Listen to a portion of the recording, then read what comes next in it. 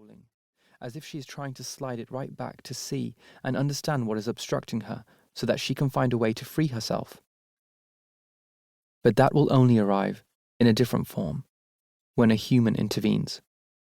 There is a badly executed cut, and the next shot moves to a different area. It is not clear to Ayush how these images were filmed, or whether editing has given it the feeling of continuity.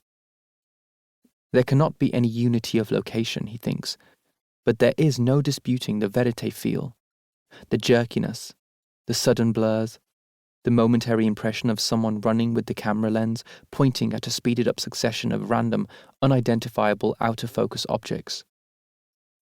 Then, back to tiled walls sprayed with blood. Ayush looks at his children sideways, without moving his head. They seem hypnotized, as they would be with any other film. There are dark red cherries, with a tiny rectangle of white on each to represent their sheen, on their duvet cover.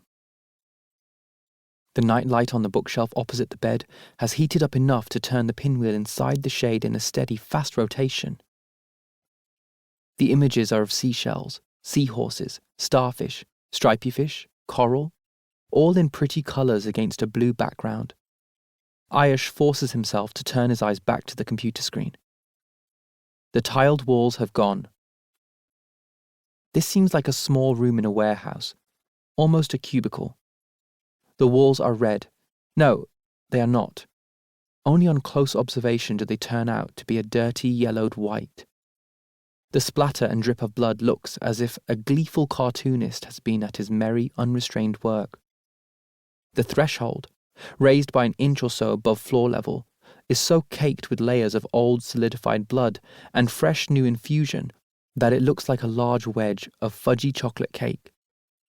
At the centre of the screen are slaughtered pigs.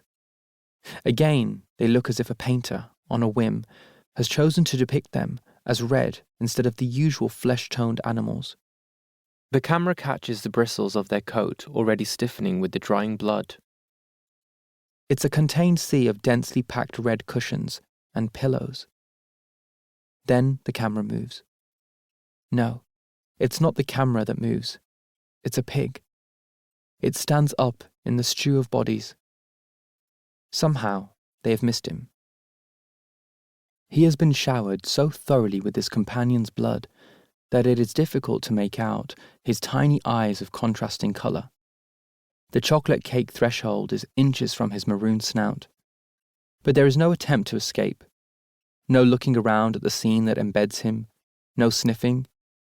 He stands still and looks at the threshold. This time, the camera really does move. Back an inch or so. There is a closed iron door on the other side of the threshold. But he is not even looking at that. He is actually looking at nothing. At this point, Sasha gives out a hoarse cry. Baba? Ayush gulps. His mouth is dry as straw. No reliable jokes about frogs in the throat. He cannot make a sound.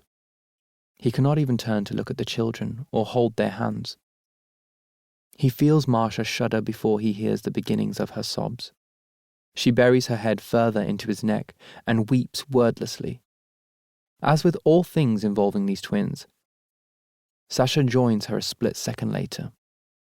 It's as if Ayush is a mirror line and there is an identical thing on either side of him. He toggles to a different tab on the screen and reaches at both his arms to hold the children tight against him. He has to be strong now. He cannot bend, let alone crack. He still has not been able to utter a sound.